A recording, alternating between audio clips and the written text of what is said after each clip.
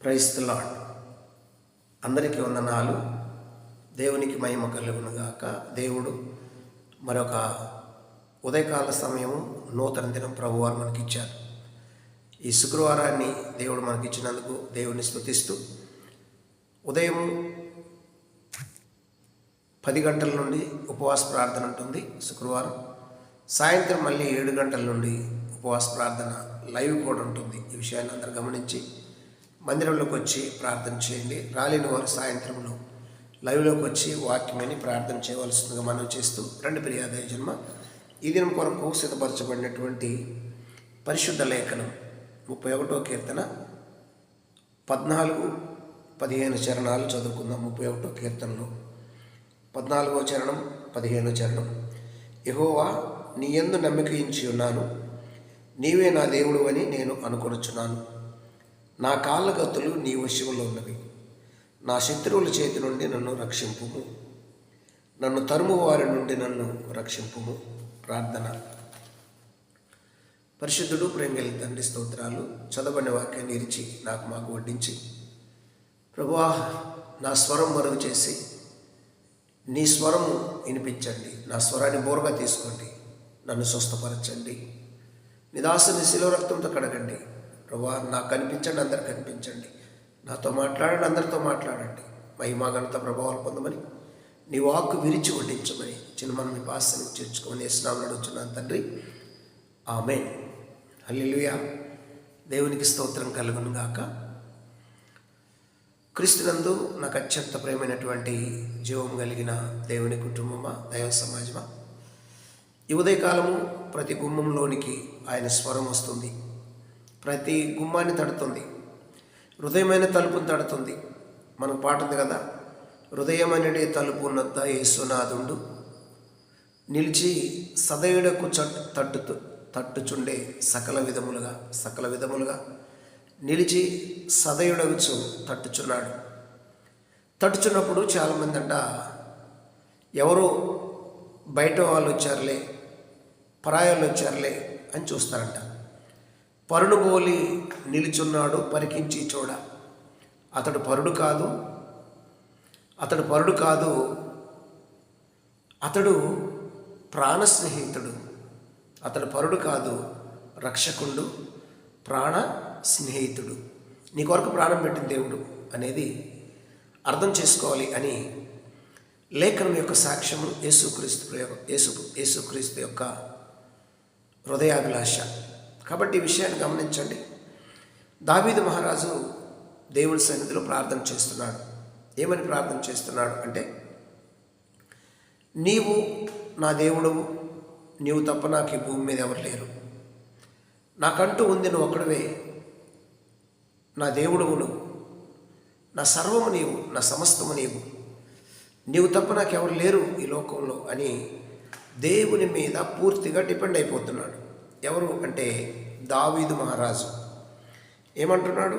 31వ అధ్యాయము 31వ కీర్తన 14వ చరణంలో, యెహోవా, నీ యందు నమ్మిక ఉంచి ఉన్నాను. ఏమించాడంట? దేవుని యందు నమ్మకం ఉంచాడు. నీ యందు నమ్మిక ఉంచి ఉన్నాను, యెహోవా, నీ యందు నమ్మిక ఉంచి ఉన్నాను, నీవే నా దేవుడు అని నేను అనుకొనుచున్నాను. నీవే నా దేవుడు, మరొక దేవుడు లేడు, నాకు మరొక రక్షకుడు లేడు, మరొక భర్త లేడు. నా పరిపాలకుడు నువ్వే, నా సమస్తము నీవే, నీవు తప్ప ఎవరు లేరు దేవా అని స్పష్టంగా రూఢిగా దేవునికి తెలియచేస్తున్నాడు కీర్తనకారుడు. తెలియచేస్తూ, నీవే నా దేవుడు, నీవే నా దేవుడు అని నేను అనుకొనుచున్నాను. నా కాళ్ళ గతులు నీ వశంలో ఉన్నవి. నా శత్రువుల చేతి నుండి నన్ను రక్షింపుము, నన్ను తరుమువారి నుండి నన్ను రక్షింపుము. నా కాళ్ళ గతులన్నీ నీ చేతిలో ఉన్నాయి. అందుకే పురుషోత్తము చౌదరి గారు ఒక పాట పాడారు. ఏమని పాడారు అంటే, పురుషోత్తమ చౌదరి గారు కాదు, పులిపాక జగన్నాథం గారు ఒక పాట పాడారు. ఏమని పాడారు అంటే, నా కాళ్ళ గతులన్నీ నీ చేతిలో ఉన్నవి నాదు దేవా. ఏమన్నాడు? నా కాళ్ళగతులన్నీ నీ చేతిలో ఉన్నవి నాదు దేవా. నా కాళ్ళగతులన్నీ నీ చేతిలో ఉన్నవి నాదు దేవా. నిప్పుడు నిన్ను చూస్తున్నాను, నా కాళ్ళగతులన్నీ నీ చేతిలో ఉన్నవయ్యా. నీవే నా దేవుడవు, నాకు ఇంకెవరు లేరు, నన్ను కాపాడేవారు ఎవరు లేరు అంటూ నా కాళ్ళగతులన్నీ నీ చేతిలోనే ఉన్నవి నాదు దేవా అనే పాట ఉంది. ఆ పాట దేవుని చిత్తమైతే తర్వాత ఎప్పుడో పాడుకుందాం చూసిన తర్వాత. కాబట్టి మన కాళ్ళగతులు, మన దినాలు ఆయన చేతిలో ఉన్నాయి, ఆయన చేతిలో ఉన్నాయి. నా దినములను లెక్కించుట నేర్పుము అని కీర్తనకారుడు మోషే భక్తుడు కూడా తెలియచేస్తాడు. నా దినముల పరిమాణము లెక్కించుట నేర్పించమంటాడు. కాబట్టి మనము భూమి మీద ఉండగా మన కాళ్ళగతులు ఆయన చేతిలో ఉన్నవి.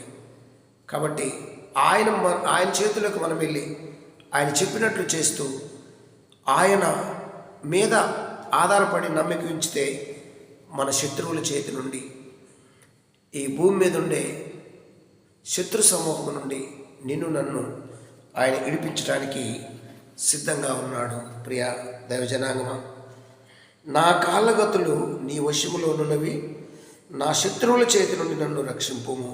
నా శత్రువుల చేతి నుండి నన్ను రక్షింపుము, నన్ను తరుము వారి నుండి నన్ను రక్షింపుము.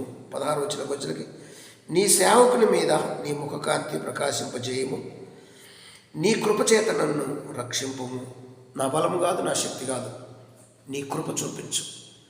నీ కృపా కనికరము నా మీద ఉంటే నీ కృపచేత నన్ను రక్షించు. నేను తప్పించుకుంటాను, నేను రక్షింపబడతాను, నా రక్షకుడా, నా దేవా అని దావీదు మహారాజు ప్రార్థిస్తూ నీ సేవకుని మీద నీ ముఖక్రాంతి ప్రకాశింపచేయము, నీ కృపచేత నన్ను రక్షించుము. 17కి వచ్చేసరికి యెహోవా నీకే మొరపెట్టుచున్నాను, నన్ను సిగ్గు నొందనీయకము.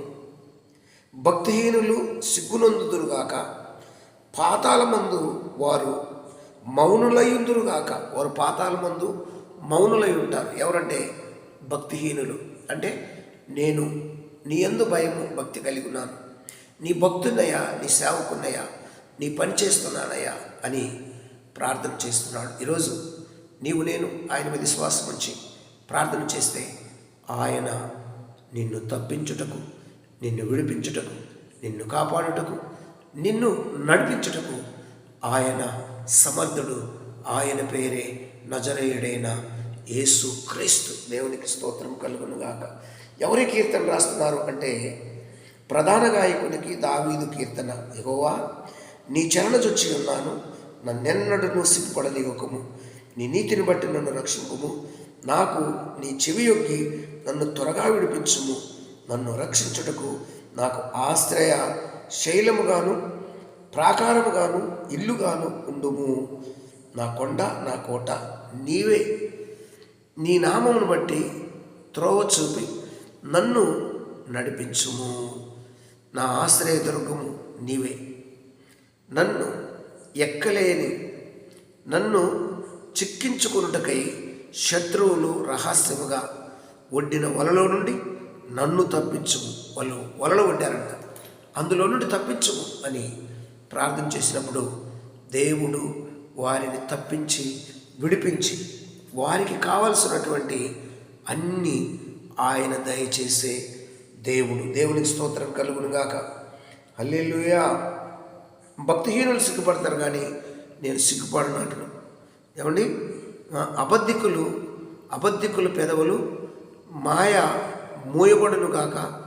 వారు గర్వమును అసహ్యమును అగరపరచుచు నీతిమంతుల మీద కఠోరమైనటువంటి మాటలు పలుకుదురు. నీ యందు భయభక్తులు గల వారిని గలవారి నిమిత్తము నీవే దాచి ఉంచిన మేలు ఎంతో గొప్పది. నీ యందు భయభక్తులు గలవారి ఎడల నీవు దాచి ఉంచిన మేలు ఎంతో గొప్పది అని ఇక్కడ చెబుతూ అంటాడు. సిద్ధపరిచిన మేలు ఎంతో గొప్పది అంటున్నాడు. హల్లెలూయా. ఏమంటాడు? నీ యందు భయభక్తులు గలవారి నీ యందు భయభక్తులు గలవారి నిమిత్తము నీవు దాచి ఉంచిన మేలు ఎంతో గొప్పది. నరుల ఎదుట నిన్ను ఆశ్రయించు వారి నిమిత్తము నీవు సిద్ధపరిచిన మేలు ఎంతో గొప్పది. నీవు సిద్ధపరిచావు మేలు. ఆ మేలులతో మమ్మల్ని నింపి తప్పించి కృప చూపించండి అని ప్రార్థన చేస్తున్నాడు. ఈరోజు నేను ప్రభు సన్నిధిలో ప్రార్థించేటప్పుడు, అయ్యా నీ దాసునికి నువ్వు దాసినటువంటి మేలులున్నాయి, నీ దాసురాలకు నువ్వు దాసినటువంటి మేలులున్నాయి.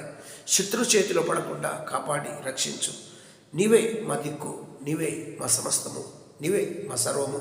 నా కాళ్ళ గంతులు సమస్తము నీ చేతిలో ఉన్నాయి, నన్ను విడిచిపెట్టకు దేవా అని ప్రార్థన చేస్తే దేవుడి దిగి వచ్చి నిన్ను తప్పించి విడిపించి ఉన్నతమైన రాజ్యానికి హక్కుదారులుగా వారసులుగా చేయడానికి దేవుడు సిద్ధంగా ఉన్నాడు. మరి నువ్వు సిద్ధంగా ఉన్నావా?